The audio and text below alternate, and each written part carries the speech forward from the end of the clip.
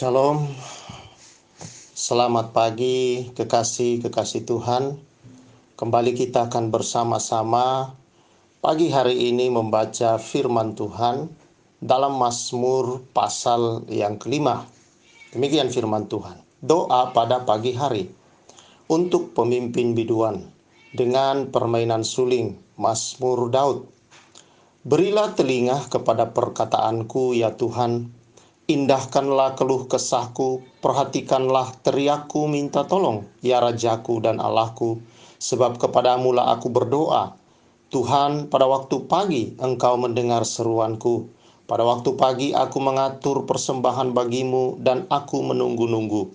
Sebab Engkau bukanlah Allah yang berkenan kepada kefasikan. Orang jahat tak akan menumpang padamu.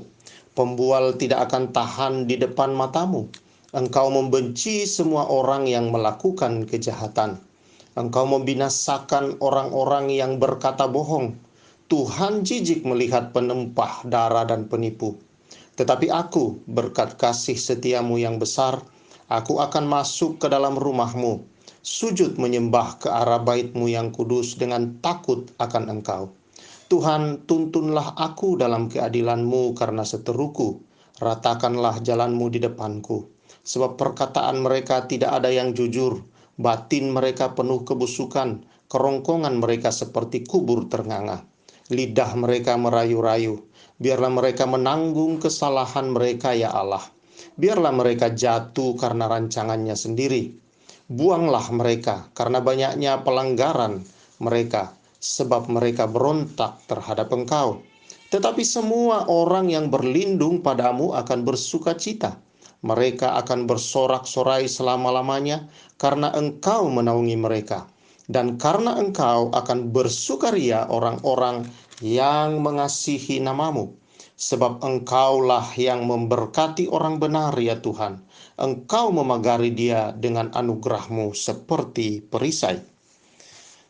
Kekasih-kekasih Tuhan yang saya muliakan dalam Yesus Kristus, kembali kita membaca doa-doa, ratapan-ratapan daripada Raja Daud, di mana Daud sedang menghadapi orang-orang yang sedang membenci atau tidak menyukai dia. Mereka berusaha untuk menekan hidup Daud, padahal Daud adalah raja dan seorang pemimpin. Namun kita melihat di dalam firman Tuhan kali ini, saudara-saudara, kembali Daud datang kepada Tuhan. Di tengah-tengah situasi yang dia hadapi, dia tidak mengandalkan kekuatannya. Bisa saja Daud sebagai seorang raja menggunakan kekuasaannya. Dia menangkap orang-orang yang membenci dia, menangkap orang-orang yang memfitnah dia, menangkap orang-orang yang memberontak, mengkudeta kerajaannya, menangkap mereka lalu kemudian memenjarakan. Dia berkuasa untuk melakukan itu. Dia bisa saja mungkin bukan hanya memenjarakan tetapi membunuh orang-orang itu. Pada masa itu hal biasa terjadi di dalam kerajaan-kerajaan, bahwa orang-orang yang tidak suka dengan raja bisa dibunuh dan atau dipenjara, atau dihilangkan semua hartanya, disita dan sebagainya, dimiskinkan sedemikian rupa sehingga menderita hidupnya. Dan saudara-saudara, kita melihat Daud tidak pernah menggunakan itu. Dia tidak mengandalkan kekayaannya, dia tidak mengandalkan jabatannya, dia tidak mengandalkan kuasanya sebagai seorang raja, dia tidak mengandalkan tentaranya yang kuat, bahkan dia tidak mengandalkan kekuatannya sebagai seorang yang sangat terkenal gagah berani yang telah membunuh Goliat itu. Dia tidak mengandalkan semua kekuatan apapun, daya dan upaya yang dia miliki. Tetapi di tengah-tengah situasi-situasi yang dia hadapi, ada satu hal yang luar biasa pada diri Daud. Dia selalu datang kepada Tuhan. Dia tahu bahwa Tuhan adalah Tuhan yang adil. Dia tahu bahwa Tuhan adalah Tuhan yang maha kuasa atas segala persoalan. Dia tahu bahwa Tuhan adalah Tuhan yang mendengar seruan, yang mengindahkan keluhan, yang mendengar doa, menjawab doa-doa saudara-saudara. Dan itu dilakukan Daud. Bahkan di dalam sebuah mazmurnya kita membaca, 7 kali dalam satu hari Daud datang ke bait Tuhan, memuji-muji Tuhan. Jadi saudara yang saya kasihi di dalam Tuhan, dia raja yang sangat sibuk memimpin semua bangsa. Tidak seperti pemerintahan sekarang. Raja Daud, saudara-saudara, memerintah dan dia turun berperang langsung di depan, berperang bersama para tentaranya. Dia melakukan semua urusan-urusan bangsa. Tetapi dia punya kesempatan, dia selalu membuat kesempatan waktu 7 kali dalam satu hari. Ini luar biasa saudara-saudara. Bahwa Raja Daud betul-betul dalam hidupnya tidak mengandalkan kekuatannya, tidak mengandalkan jabatannya, tidak mengandalkan kekuasaannya sebagai raja, tidak mengandalkan tentara-tentaranya yang terkenal kuat, tidak mengandalkan saudara-saudara kekayaan istananya, tidak mengandalkan siapapun dalam hidup kecuali Tuhan. Itu sebabnya dia menjadi seorang pilihan Allah untuk menurunkan saudara-saudara Mesias sebagai nenek moyang yang menurunkan Mesias. Karena penyerahan Daud yang luar biasa kepada Allah, kebergantungan daripada Daud kepada Allah. Nah, saudara yang saya kasih dalam Tuhan Yesus, bahkan kita menemukan di sini pada waktu pagi.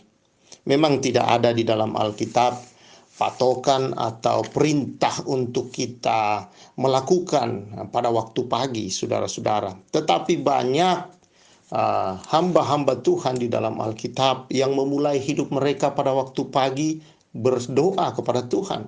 Contoh bahkan kepada kita, Yesus sendiri dalam pelayanannya selama dia ada di bumi, setiap pagi-pagi buta, dia sudah pergi naik ke gunung sendirian. Dia menghadap Bapaknya.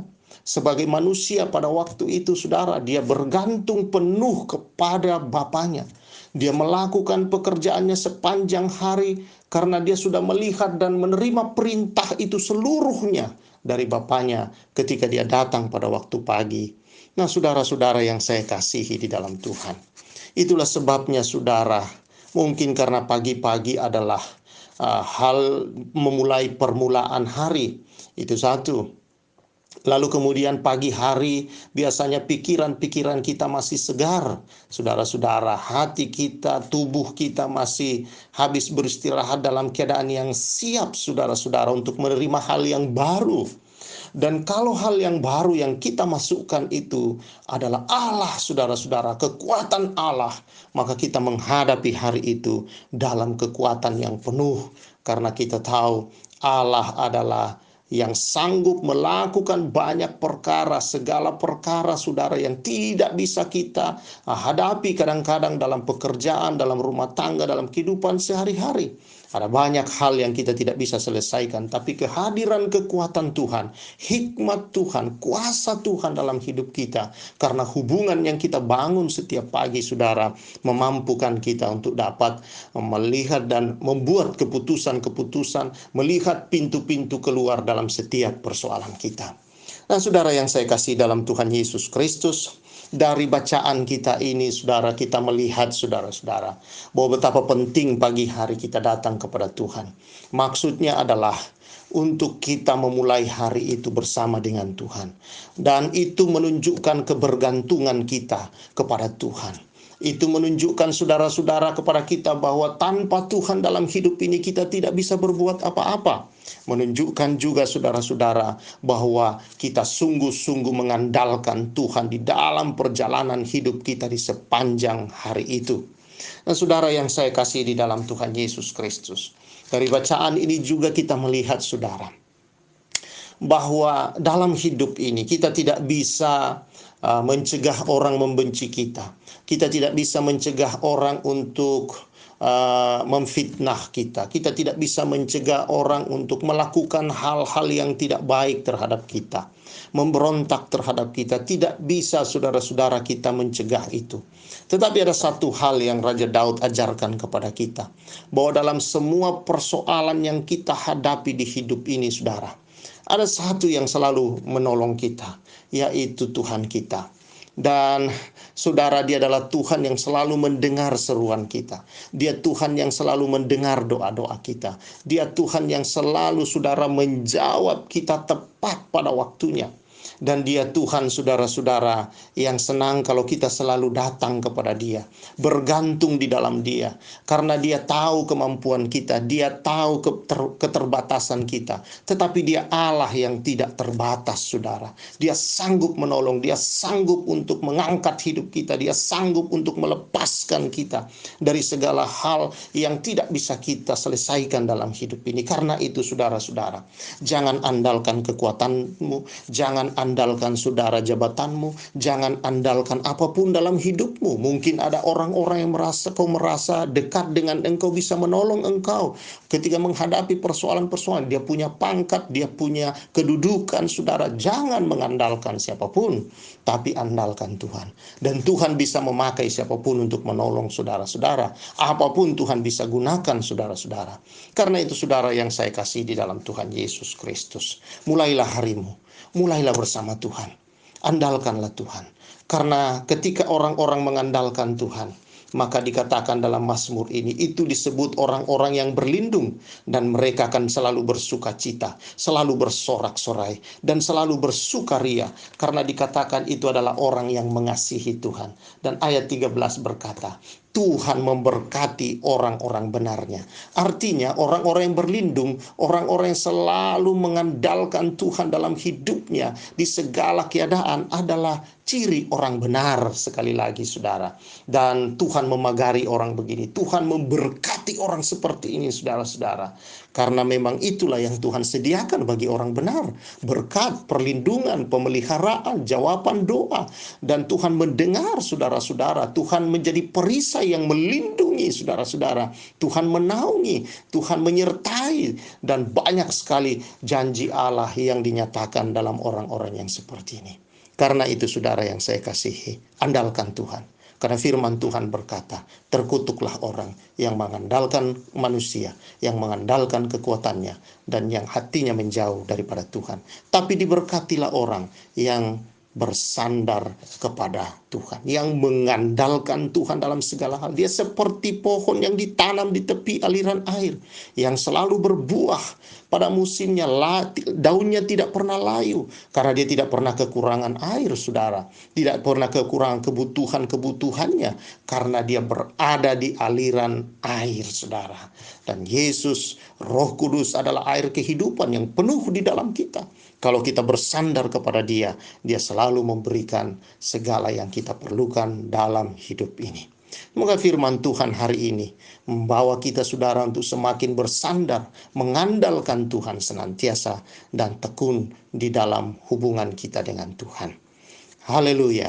Mari kita berdoa. Tuhan, Engkaulah kekuatan kami. Engkaulah sandaran kami. Engkaulah kemuliaan kami. Engkaulah perisai kami. Engkaulah segala-galanya di dalam menghadapi hidup ini. Ya, seperti pemazmur, Tuhan, sama yang kami hadapi. Kami banyak mengalami, Tuhan, orang-orang yang tidak suka, yang melakukan hal-hal yang tidak kami harapkan. Bahkan musuh-musuh yang tak kelihatan itu, iblis terus-menerus menekan. Tetapi Tuhan, Engkaulah perisai yang melindungi kami. Oleh karena darah Kristus yang telah dicurahkan, yang telah berkorban bagi kami, maka kami tahu kami dibenarkan, kami dikasihi, kami dilindungi, kami dinaungi, dan selalu diberkati oleh Tuhan di dalam segala perkara. Terima kasih, Tuhan. Terima kasih. Kami percaya kami berjalan sepanjang hari ini di dalam kuasa urapan Tuhan, karena Tuhan telah mengurapi kami. Roh Tuhan ada pada kami, lebih besar dari segala hal di dunia ini. Dan itulah, ya Tuhan, yang memampukan kami untuk dapat menyelesaikan setiap hal apapun yang kami hadapi. Tidak tertekan, tidak, Tuhan, ketakutan, tidak panik, Tuhan. Tetapi kami dipenuhi dengan sukacitamu, bersorak-sorai dalam hidup ini karena Engkau, bersukaria senantiasa karena Tuhan sendiri yang adalah kekuatan dan penyelamat kami. Terima kasih, Tuhan. Kau berkati, Tuhan, seluruh umat-Mu sepanjang hari ini dengan segala berkat Bapa Abraham yang daripadamu, dan dalam nama Yesus Kristus Tuhan. Haleluya. Amin. Saudara yang saya kasih dalam Tuhan, jalani hidupmu senantiasa di dalam kekuatan dan kasih karunia Tuhan Yesus Kristus memberkati kita semua. Amin.